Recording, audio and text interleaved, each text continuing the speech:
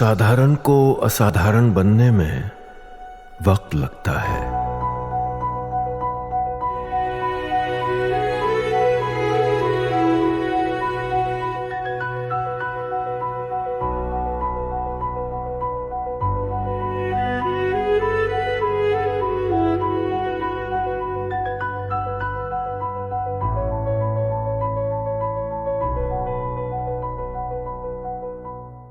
अरब सागर में युद्धाभ्यास करने की सोची है। पाकिस्तान के फायरिंग के लिए वहां पर चेतावनी जारी की जाती है। जो समुद्र में जब युद्धाभ्यास किया जाता है वहां कहा जाता है कि यहां कोई आसपास नाव ना आए वरना हम जिम्मेदार नहीं। इस तरह की फायरिंग वाली अपनी ड्रिल की अनाउंसमेंट भी उन्होंने कर दी है।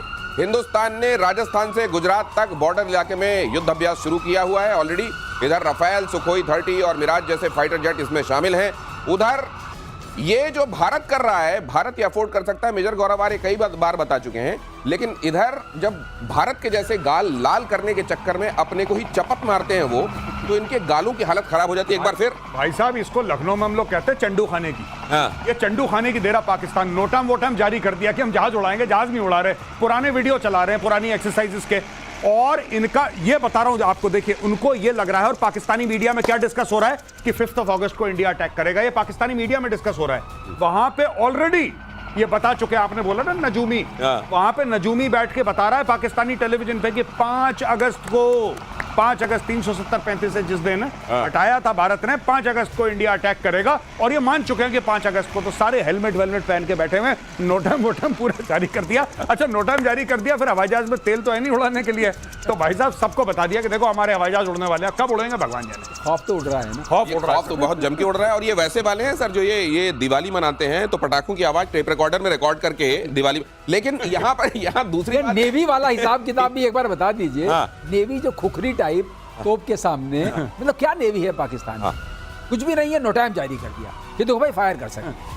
अरे तो फायर कर सकते हैं, मत आना, हम लोग लड़ने वाले हैं। एयरफोर्स बताने के लिए वो जो कार्डबोर्ड के गत्ते के बना सकते हैं वो फाइटर जेट, तो आपको उनकी नेवी क्यों नहीं हो सकती? आप क्यों शक कर रहे हैं उनकी गत्ते वाले गल जाएगा अगर पानी में छोड़ेंगे। अगली खबर देखिए, ईरान के राष्ट्रपति ने इजराइल को डायरेक्ट धमकी दी है। मसूद पेजेश्कियान ने कहा हम इजराइल पर हमले के लिए तैयार हैं, हमारी सेना अंदर तक अटैक करने के लिए रेडी। सीज फायर तात्कालिक है और कभी भी टूट सकता है। मसूद पेजेश्कियान अचानक, आपने देखा होगा जब पूरा ये मामला चल रहा था इजराइल और ईरान के बीच में, मसूद पेजेश्कियान कहीं नजर नहीं आ रहे थे। जैसे ही अब सब शांत हुआ है, मसूद पेजेश्कियान बाहर आए। सबसे पहले उन्होंने कहा ये खामेनेई नहीं, निशाना तो मैं था इजराइल का। और अब कह रहे हैं ये सीज फायर कुछ नहीं, बहुत बुरा हमला करें। ऐसा परसों हमने बात करी थी, एक और बयान का स्टेल्थ मारेगा। हाँ, ये कर दिया इसने। मेजर साहब ये कह चुके हैं बयानों का बम चलाते हैं और उसमें भी कुछ स्टेल्थ बयान है इनके। हाँ। वो बयान दिखेंगे नहीं आपको, अचानक प्रकट हो जाएंगे। अचानक प्रकट। ये बयान सर, बयानों के ड्रोन, बयानों की बैलिस्टिक मिसाइल, बयानों के स्टेल्थ बॉम्बर, ठीक है, बयानों का अटैक, सब कुछ हो रहा है। सिर्फ बयानबाजी हो रही है, इन्होंने कुछ नहीं करा। और एक लिंक और कर दो, इनके पैर में चोट लगी थी या कहीं और चोट लगी थी? ये लगी थी ना उनके पैर में चोट, इनके पैर में चोट लगी थी। हाँ। उन्होंने कहा ये मसूद पेजेश्कियान अचानक उसके बाद से एक्टिव हो गए। लेकिन सर ये क्यों एक्टिव? मतलब ईरान इजराइल जब चल रहा था अपने पीक पर था, मसूद पेजेश्कियान कहीं नजर नहीं आ रहे थे। अब उनको रिस्क लग रहा था, अब रिस्क नहीं लग रहा है। अब वो सोच रहे हैं मामला शांत है, मैं कुछ कह सकता हूँ जो उस वक्त नहीं कह पाया। वहां की आवाम नहीं कहती होगी सर तब तो आप दिखाई नहीं दे रहे थे, अब सामने आके आप बातें कर रहे हैं। अरे नहीं, इसका जवाब तो सिर्फ गौरव के पास है। नहीं, आवाम तो वहां पे बेचारी कुछ नहीं कहती डर के मारे। लेकिन हाँ, ये बात आपकी बिल्कुल ठीक है दिनेश भाई, ये आदमी बिल में छुपा हुआ था, इसने कुछ नहीं बोला, ये चुपचाप था। जब सब सीज फायर कर दिया, ट्रंप ने बोला बंद करो बंद करो बंद करो, तभी निकला। क्या हुआ? नहीं, और कुछ दिन बाद क्या बात है, बोलो। आ गया हूँ, अब मुझसे बात करो। फिर इसने बयान के बम मारे। अब लेटेस्ट ये मारा कि अब मैं छोड़ूंगा नहीं तुम्हें। परसों भी कह रहा था नहीं छोड़ूंगा। इनको खामनेई बुला के बोलते नहीं, तू बता यार तेरे को खतरा कब से ज्यादा हो गया? यहाँ पे मेरे लिए ट्रंप कह रहा है, मेरे मालूम है कहाँ है, लेकिन फिलहाल नहीं करेंगे। तू अपना नाम फोकट क्यों ले रहा है? ये नहीं पूछता होगा? नहीं, बिल फाड़ने की आदत है पुरानी। इसने खामनेई के नाम पे अपना बिल फाड़ दिया, बोला साहब मुझे भी खतरा है। सीधी बात है। ये देखिए, मोसाद को लेकर एक बड़ा खुलासा हुआ है। ईरान इंटरनेशनल की तरफ से ये सनसनीखेज रिपोर्ट आई है। जानबूझकर हमले की तारीख को लीक किया गया, करीबियों से फोन कराकर जाल में फंसा गया। ईरान इंटरनेशनल की ये सनसनीखेज ये खबर देखिए, मोसाद को लेकर बड़ा खुलासा है। जानबूझकर हमले की तारीख को लीक किया गया, करीबियों से फोन कराकर जाल में फंसा गया। क्या दम है सर इसमें? ये बात हुई है। बेसिकली इजराइल ने क्या करा कि एक बहुत बड़ा जो जनरल था उनका, उसका एक राइट हैंड मैन था, उसका स्टाफ ऑफिसर को फोन करा। स्टाफ ऑफिसर को विश्वास हो गया, जो उसका खास राइट हैंड था उसको विश्वास हो गया कि वहां पे मीटिंग है। उसको ये विश्वास दिलाया फोन पे कि हाँ भाई मीटिंग है और जल्दी निकलो, जल्दी फटाफट, अर्जेंट अर्जेंट अर्जेंट। वो अर्जेंटली पहुंचा। जैसे ही वो पहुंचा वहां पे, थैंक यू, और उसमें जो एआई जनरेटेड वॉइस दिया, अच्छा, एआई जनरेटेड, ये सारा साइबर अटैक है। ये वॉइस जो उसकी मैच की, जिसको उसने माना, वो एआई जनरेटेड थी। उन्होंने उसके क्लिप को कैप्चर किया, उसी को इमिटेट किया, उससे उसको इन्फॉर्म किया। अब उसके बाद वो समझे सही खबर है, वहां पहुंचे, मामला तैयार था, मार दिया। और जब भी आगे से आपको कोई बोले कि मीटिंग के लिए अर्जेंटली पहुंचना है, ध्यान रखना क्या हो रहा है, क्योंकि ये ईरान से, और एक नहीं, ऐसे 3-3 मारे उन लोगों ने, ऐसे एक को नहीं मारा, कई लोगों को बुलाया, अरे मीटिंग के लिए सब। अच्छा, तुम्हें भी कॉल आया? अब मैं भी आ रहा हूं, मुझे भी कॉल आया अभी। सब एआई से चल रहा है मामला इजराइल का। सब एक जगह पहुंचे वहां पे, थैंक यू, गुड नाइट। ये एआई से तो इस तरीके से आवाजें अब बनने लगी हैं कि आपको ये भी पता नहीं चलेगा। हो सकता है उनको यही लगा हो कि यहाँ तो पेजेश्कियान साहब या खामेनेई साहब बुला रहे हैं, लेकिन जब तक वहां पहुंचे देखिए क्या हुआ। और गाजा पर इजराइल के हमले जारी हैं। गाजा में 24 घंटे में 72 लोगों की मौत हो गई। गाजा बना धरती का नर्क, यूनाइटेड नेशंस के चीफ कह रहे हैं। गाजा पर अटैक नहीं रोक रहा है इजराइल। यूनाइटेड नेशन को मेरे ख्याल से इसी के लिए रखा गया है जी। थोड़े थोड़े दिनों में ये बयान जारी रखना, जी। इजराइल अपना काम करता रहेगा, लेकिन तुम अपनी तरफ से कमी मत आने देना। वहां देखिए यूनाइटेड नेशन में भी छोटे छोटे पेजस्कियां बैठे हैं, छोटे छोटे, जैसे जैसे ये बीच में बयानबाजी करता है अपना ईरान वाला भाई। तो ये यूनाइटेड नेशन, ये बहुत गलत चीज है। तुमने क्यों अटैक करा, हम इसकी निंदा करते हैं। तुम्हें नहीं अटैक करना चाहिए था। अच्छा, 50 मार दिए, अगले दिन फिगर बदल देगा, 72 मार दिए, फिर कहता है 150 मार दिए। बस इसका काम है अपडेट देना। जैसे कि क्रिकेट नहीं खेलता वो, एक स्कोर बोर्ड नहीं रखते लोग, अब इतने निपट गए, अब इतने निपट गए, अब देखो इतने चले गए। ये दुनिया को स्कोर बताने के लिए यूनाइटेड नेशंस के अब ये हो गया है, ब्रेकिंग न्यूज टाइप का मामला है इनका। तो ये गाजा में ये इसका पटाक्षेप होने तक यूनाइटेड नेशंस अपनी ये कमेंट्री जारी रखेगा। हाँ, यूनाइटेड नेशंस करता ही दुनिया भर में ये है।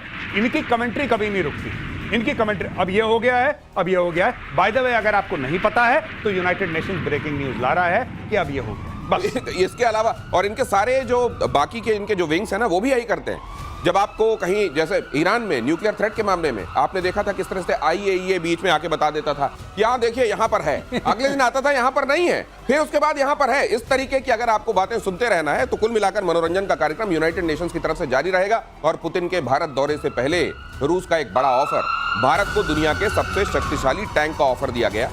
T-14 आमाटा को भारत में बनाने के लिए तैयार है रूस। भारतीय कंपनी के साथ ज्वाइंट वेंचर में बनाना चाहता है रूस। कमाल हो गया सर, पहले उधर सुखोई विमान अत्याधुनिक वो भारत के साथ में बनाना चाहता है, टैंक बनाना चाहता है। ट्रंप कैसे देख रहे होंगे इस खबर को? ट्रंप तो अब टेढ़ी निगाह से देख रहे हैं, लेकिन इस टैंक में T-14 जो टैंक बना रहे हैं, इसमें थोड़ी हम लोगों की अलग रणनीति होगी शायद। अच्छा, मेरा मेरा ये आकलन है। ये होगा क्योंकि हम ऑलरेडी FRCV पे बहुत काम कर चुके हैं। FRCV क्या हुआ सर? FRCV जो है वो फ्यूचरिस्टिक आने वाले व्हीकल है। अच्छा, इसे future ready combat, future ready combat, future ready, okay, future ready combat, सही, थैंक यू वेरी मच। तो ये L&T और जो भारत फौज है, ये लोग मिलकर इसको बना रहे हैं। ये ऑलरेडी बहुत सालों से प्रक्रिया चल रही है। ये आर्मर्ड व्हीकल है और इसको, ये हमारे लिए फ्यूचर वॉर्स के लिए रेडी है। अच्छा। और ये टैंक जो है बहुत अच्छा टैंक है, इसमें कोई शक नहीं है। ये हमारी ATGMs को फायर कर सकता है। अगर हमें बनाने की, अगर पूरी ग्लोबल उसमें पटाक्षेप में देखें, ATGMs फायर कर सकता है। इसकी स्पीड भी बहुत अच्छी है। इसकी स्पीड 90 किलोमीटर/आवर जो टैंक के लिए बहुत है। इसका वजन जो है 55 टन है। अच्छा। मतलब इसके अंदर वो सारी क्षमताएं हैं। और इसमें बहुत कम क्रू लगता है, टर्रेट में कोई क्रू नहीं है। अच्छा, तो बहुत बड़ी बात है। तो इसका मतलब कि 3 क्रू से चल जाता है। तो ये अपने आप में एक सक्षम है, लेकिन जो राजनीतिक गठजोड़ है, जिस हिसाब से हम लेंगे, उसका क्या प्रभाव पड़ेगा, बाकी चीज़ें क्या होंगी, उसको देख करके शायद हमारा ऑप्शन ये होगा कि हम अपने टैंक्स को अपग्रेड करें। हमारे पास है T-90 और अर्जुन टैंक्स, और हम FRCV की तैयारी करें और हम इनको ही आगे बढ़ाएं। और हमारे पास अपने हथियार तो वहीं हैं। सबसे बड़ी बात मुझे दिखती है, जो इस टैंक को अगर लिया जाए तो मैं समर्थन करूंगा, क्योंकि इसमें ATGM हम अपना लगा सकते हैं। एंटी टैंक गाइडेड मिसाइल्स अपनी लगा सकते हैं। ये बहुत बड़ी बात, ये एक बड़ी बात है। लेकिन ये जब कहते हैं कि ये साथ में बनाने वाली बात जो होती है, कहते हैं कि अगर बनाने के लिए बहुत से रसोई एक किचन में पहुंच जाएं तो रसोई का काम खराब हो जाता है। लेकिन यहाँ भारत जिस तरीके से बना रहा है और रूस उस तरफ से पेशकश दे रहा है, ये डिश ट्रंप को कैसी लगेगी? देखिए, ट्रंप को खराब लगेगी डिश, लेकिन एक बात हमें और समझनी चाहिए कि रूस हर समय इतना सपोर्टिव नहीं था। रूस ने सपोर्ट जरूर करा है भारत को, लेकिन ये जो अब रूस का नया रूप है कि 100% ट्रांसफर ऑफ टेक्नोलॉजी, हाँ। सोर्स कोड भी ले लो, ये भी ले लो, ड्राइंग्स भी ले लो, ब्लूप्रिंट भी ले लो, तुम्हारे साथ बना भी देंगे यहाँ पे। ये बेसिकली रशिया और यूक्रेन की जो लड़ाई है और उसके बाद जो रूस के ऊपर जो फंदा कसा जा रहा है, ये उसका भी रिजल्ट है। तो ये तो चीन के भी दोस्त हैं, तो उधर से तो वो हो सकती थी चीजें। चीन ने जो भी, देखिए चीन ने भाई चोरी कर लिया जो चीन को करना था। चाइना का अलग मामला है, चाइना का अलग मामला है। चाइना डायरेक्ट चोरी करता है। चाइना इसमें बिलीव नहीं करता कि ट्रांसफर ऑफ टेक्नोलॉजी। चाइना वहां पे चाइनीज भेजेगा, चोरी करके लाएंगे। ये सारे के सारे जितने भी मिसाइल हैं, ये सारे, अच्छा देखिए, सबसे पहले चाइना क्या करता है, क्या गले मिलो मेरे दोस्त, रशिया मेरे दोस्त गले मिलो। तो ऐसे गले मिलेगा चाइना, फिर पीछे से उसकी जेब में हाथ डालेगा, उसका बटुआ निकाला, देखा, स्कैन करा, वापस बटुआ डाला, मेरे दोस्त में, यही चलता है चाइना। अच्छा, हाँ, चाइना का जितनी भी टेक्नोलॉजी है, खासतौर से हथियारों की, सारी की सारी तो रशिया चोरी कर रखी है, सारी अमेरिका से चोरी कर सारी आई इंडोर्स हिम फुली। एक बार और जोर से बताइए, लोगों को पता चलना चाहिए। नहीं, पूरा उनका देखिए, जो मिसाइल टेक्नोलॉजी है उनकी, है जितने भी वेपन्स है, जहाज की, सब जहाज के, पानी के जहाज, सारा का सारा रूस से चोरी कराए। अब ये देखिए, एबटाबाद में ओसामा बिन लादेन मारा गया। जो ब्लैक हॉक हेलीकॉप्टर था जो क्रैश करा, स्टेल्थ वाला, ये पाकिस्तानियों ने सबसे पहले उसको बोरी में डाला और चाइना को भेज दिया कि सर आप स्टडी करो। हाँ, उन्होंने वो भी चोरी कर लिया। अब उन्होंने अपना स्टेल्थ हेलीकॉप्टर, तो चाइना का कोई भी माल ओरिजिनल नहीं है, सब चोरी का माल है। और ये भी आप देखिए, इसलिए जो चाइना वाला फैक्टर है वो इधर, they have to sell it to India. उनके पास और ज्यादा बायर नहीं है, क्योंकि ट्रंप ने फिर बोलना है कि मैं तुम्हारे ऊपर टैरिफ लगा दूंगा तो रूसी हथियार खरीदूंगा, तो ये बात। अच्छा, और इसीलिए ये बदली परिस्थितियों में, वैसे भारत और रूस हमेशा से थिक एंड थिन में साथ रहे, लेकिन बदली परिस्थितियों ज्यादा है, इनको ज्यादा